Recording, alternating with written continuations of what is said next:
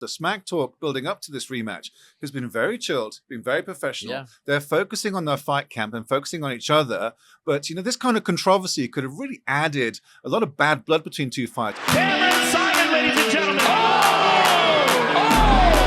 Cameron Simon taking care of business. Wow. That look says it all.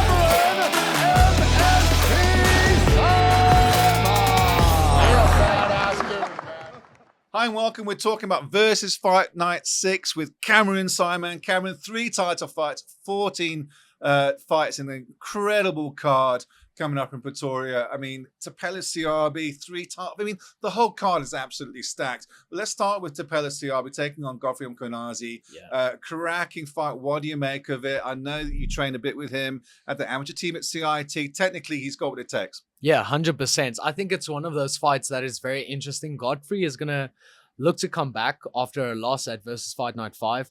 I think personally, as almost someone that is looking at analyzing the fight itself, I think he had a lot more in the tank. I think, he's a showman. He enjoys the show, but I think if he can stick to the practicalities of just being more aggressive, sticking to your guns, staying in base, the small stuff of making the short time, it's 3-minute rounds, making the short time count. I think he can really come out and have a much better performance than his last fight.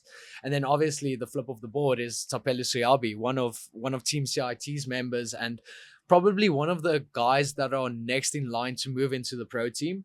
And even though, we'll chat about Ryan de Jager later, but some of these guys get the opportunity to train with the pro team, even as an amateur, test their mettle, and I think he's one of the guys that will move up soon. You have like these 2 guys that have a lot to prove. The one, he wants to keep that very impressive record of 6-1. Yeah. He's the former bantamweight champion. He wants that title fight once again against David Mkhwanazi. And then on the other side, you have Godfrey, who is always game to put on a show. So I think it's a great fight. It's happening at bantamweight, which I'm also very excited for. And No bias on the bantams. I love a good bantamweight scrap. So I think, them having the opportunity to also be on the main card, the venue is going to be a little bit fuller. I think they're going to put on a show. Well, I think Mkhwanazi is going to come in hot. Because you referenced that last performance of Versus Fight Night 5. He was immensely disappointed. I spoke to him after the fight. And I think Thapelo Seabi is a major scalp, even an amateur code. Like you said, he's going to transition to the pro team soon. Yeah. And I think Mkhwanazi, he sees that target on Thapelo. Yeah. And I think he wants a piece of that. So I think Mkhwanazi is going to come out fast. Yeah, 100%. And I also think, Godfrey has a massive advantage in reach and in height. And Thapelo, especially for someone fighting at bantamweight, he's very short, he's very stocky, very explosive. But depending on how game plans go, Godfrey can have a picture perfect performance. It's going to come down to who's going to implement the game plan the best, who is going to come out firing. It's 9 minutes. You have 9 minutes of work. So if you see it like that, and if you can make that activation, you're going to come out firing. And that's what makes me so excited. Yeah, it's a fun fight. And I always want to break things down before it. I think Thapelo is going to try and take him down to the ground. I think Tapelo's got a very active guard. You've grappled with him in the past. He's difficult when he's on his back. 100%. He's always very active. Yeah. And I think he wants to close the distance to negate the reach advantage on the stand-up that Godfrey will have. 100%. I do think there's a bigger picture involved as well. I think Thapelo, especially speaking to Thapelo's coach, Stefan De La Rey, these guys are looking at a bigger picture. They know Thapelo's ground is impressive. They know his wrestling is impressive. Where are we looking to improve? And that's in the stand-up exchanges. And we got to see glimpses of that in his previous fight. So I think also having that bigger picture in mind, I would not be surprised if they keep it standing. Oh, it's so many. It's a must-win fight for both athletes. There's a lot on the line, but I still think that Godfrey's going to come out hot. And yet, technically, I think Thapelo might just be a little bit too much for him. Yeah, it's going to be a great fight. Next up, we have Liam Shulze taking on Allistar Kunene. And this is a great fight because these guys have faced each other 3 times. And they fought each other at SA Championships. They fought each other in other promotions as well. So it's like, and they are always getting the better of each other. It's like, it's always a very closely contested fight. And speaking to both these athletes' coaches, they wanted the fight again. They wanted that to happen again because they know, and I think the records can tell a pretty tale. They know these are the top lightweights for amateur level in Africa. Yeah, without a doubt. I mean, Yeah. they've had 40 amateur fights between them. I think looking at Liam, he's had 12 fights. Kunene has 23 fights, which in amateur is absolutely incredible. I mean, you just talk about their experience, their technical ability. I mean, as you know, coming out of Quan Vessels, Liam's going to have such a fantastic ground game, a beautiful back attack. Yeah. He's very smart with his punch. He's got a good zip. I love his style. His head movement, his foot was really good. But Kunene is the real deal. All-round skill set's fantastic. 100%. Allistar Kunene's takedown defense is amazing. And, you know, his coach, Dwayne Meredith from Mayhem MMA actually said, like, he's backing his athlete 100%. He knows that he has all the tools in the bag to counter whatever Liam is throwing at him. Liam has been super dominant in the versus cage, and not only that, in his career in general. So it's like both these guys actually, they can turn pro whenever they want to. And I think the records show that. It's amazing to see these guys wanting to still fight at amateur level. When I made this fight, I guaranteed both these athletes the winner will get a title shot in November. The lightweight gold. Lightweight will have the lightweight title fight in November. And that is just going to add fuel to the fire. That's going to add motivation. So I'm looking forward to that one. You talked about Ryan de Jager, undefeated, massive prospect for this division. But Nakedi Mogashoa, from that small little gym in Waterkloof, Glen. Tell me a bit of the history of that gym as well, particularly Infinity. A great story. Yeah, it's actually amazing because these guys come from a very small gym, as you said. You know, their previous coach actually is moving to the States, and you know, Brahm, he came to me at, I think, SA Championships, and he told me, listen, I just want you to know that I'm moving to the States. I have a great opportunity to have a better life for myself. I'm giving my gym over to Nakedi and a small team at Infinity MMA. And I was actually quite shocked initially. And now you can see these guys actually just put, obviously, their heart and soul into making that business side work. You know, you have with every gym, especially in South Africa, you have the commercial side that needs to pay the bills. And then you have like this small elite team that is working on not only having success in amateur ranks, but also building their record so that they can go pro. And Nakedi is doing that, exactly that. He did not shy away from the call-outs. You know, Ryan de Jager is 7-0. For a lot of guys, that's very intimidating.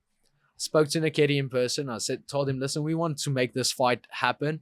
There was no ounce of doubt or fear in that man. He was like, sure, let's do it. And also coming back from an injury like we spoke about in the previous fight night, he was fighting Eric Kanyebo, who is very explosive, and a lot of very, very explosive, physically very intimidating. And he just went out there. He hit hard. He went out there. He took center stage immediately, and he just asserted his dominance. And again, Ryan de Jager has now moved up from the amateur team to the pro team. He's still an amateur. He still needs to prove himself in the pro team. With that experience, you know, that also might do some damage. Obviously, our sparring is not known for being soft and well managed, but he's there to test his mettle, and I think it's going to add a lot of pressure. I do think, because I still remember fighting for an amateur title when I was already in the pro team at CIT. It's a lot of pressure. You do not want to, because you're already training with these elite group of guys. You do not want to lose an amateur fight. You've earned your place in the pro team already. Exactly. And if you're going to lose your next fight, it's kind of as if that's taken away from you. And that peer pressure, to a certain extent, so you've got to earn your place, and it never stops. 100%. But if there's one person that is mentally and physically in the right place and with the right time, it is Ryan de Jager. You know, his career has been making an upward trajectory since the day he started, and it's gonna take a special athlete possibly Nakedi Mogashoa to stop that derailment. So that's why I'm also very excited for that welterweight Nakedi clash. Mogashoa, you talk about explosiveness. He comes out so fast in the gate. He's got more amateur fights actually than Ryan. Ryan's 7-0. Yes, he's undefeated. Mogashoa at 7-2. Yeah. He's also a very exciting fighter. And what's the thing about me with these two fighters is they typify the versus brand because it is a smaller cage. It is an amateur code, so the rounds are shorter. And it's almost as this, it compels the athlete to come out fast and finish the fight as soon as possible. They don't get paid by the minute. They don't get paid at all because they're amateurs. Yes. But there's almost this versus brand, this versus style where it's just non-stop, all-out action. And these two fighters, particularly for me, typify that versus brand of pure action. I think it's just also, we also have a quick discussion backstage with all the athletes. We tell them, listen, you guys have 9 minutes if you're not fighting for a title. If you're fighting for a title, you have 15 minutes. You need to make those 15 minutes count. Yeah. A lot of people are watching you, your friends, your family, potential sponsors for the future. So you need to go out there and make it count. And I do think that these guys are going to leave it all in there. That was borderline my fight of the night, but we'll get to fight of the night. Was it? No, there's a couple across the board, including, for me, Ntando Zondi against Kelvin Smit, the rematch. Will it finally lay the controversy to rest? I've always said this, and I actually had a lot of people ask me about it, but I think a chip on your shoulder is something very healthy if you can channel it in the right way. And how that fight ended, I can believe that both these guys have a chip on their shoulder. One person believes that he was wronged in how the fight was stopped, and he's going to come out and look to prove that he is the flyweight champion. The flyweight champion in Ntando Zondi also has a chip on his shoulder. He believes that was a clean knee that was rightfully stopped, and he's going to look to prove that he is the flyweight champion. You mentioned at the night that you know a little bit about low shots. Yes. Was it a low blow or was it not, Cam? After seeing the review, I honestly do not think it was a low blow.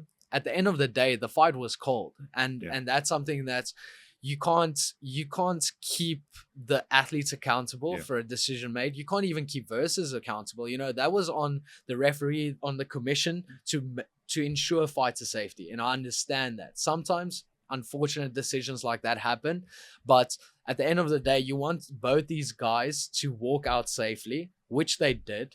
And now they're going to come back and fight each other again. And it's going to be a great fight. Yeah, but does it add extra pressure? Because to a certain extent, you look at people on social media saying that Ntando Zondi is not the real champion. How can he defend the belt when he didn't earn it? Yes. And that puts extra pressure unfairly on him. You're 100% right. It happened. Yes. The governing body, the referees took the decision. It's in the history books now. It's record. It's in ink. It's done. This is now an opportunity for a redux for both these fighters. But people questioning Zondi as to whether he's a real champion in the first place, that's got to weigh heavily on your shoulders when you're going into the rematch. 100%. It has to. And if I'm Kelvin Smit and I'm watching that fight and I'm asking myself, was it a low blow? Was it to the body? I'm not sure. Maybe I'm questioning myself again, and that adds pressure as well. Pressure create diamonds. These guys want to go pro eventually. These guys are going to have to be able to stay level-headed with enormous amounts of pressure.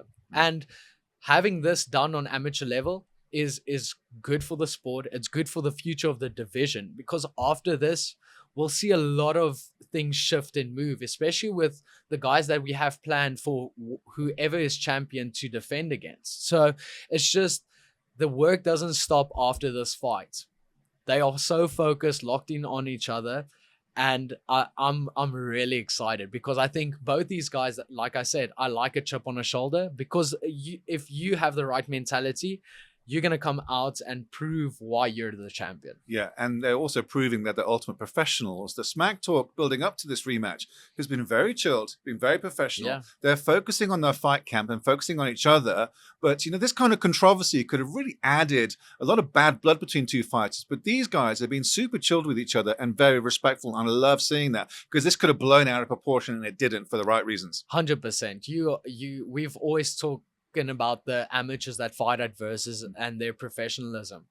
these guys are here to do a job, and I think that even though there was some controversy, I think both of these guys know like they're gonna have a chance to grab each other once again, and I think they're gonna do their talking in the versus cage. Yeah. A lot of people, in terms of doing the talking, have been asking you and Jan a lot about when we're going to see Neil Koch, the Muffin Man, back in the versus cage. They've got the answer, but they've got the answer in another massive heavyweight in Terrence Clinty-Born. Yeah, 100%. Our main event in the heavyweight title. And why is it the main event for the heavyweights? We've been getting that question a lot. And I must say, honestly, there is nothing as exciting as a heavyweight title fight. Yeah. And I do think that we are trying to fit a structure where we have 3 title fights. So it's unfortunate for the other 2 guys, but maybe at a later stage where we have more consistent events, we'll maybe have only 1 title fight per event. But for now, we want to give these guys the opportunity. And with the professional structure, we want to make sure that we are almost following a type of system. And that is, we go by weight. Yeah. So all 3 of those fights, we know the whole venue is going to be packed by the time those fights are happening. So it's going to be sold out. So we're already 50% sold out. So make sure to get your tickets. But it's just one of those things where it doesn't matter in which order you do this. It's going to be a great night at the end of the day. There's no person that gets a scream roar of the crowd quite like the Muffin Man. And that is something that we've seen since his fight at Versus Fight Night 2. Yeah. And even though with a small record, both these guys only 2-0, you have the current heavyweight SA champion for amateurs in Terrence. And now you have Neil Koch as well.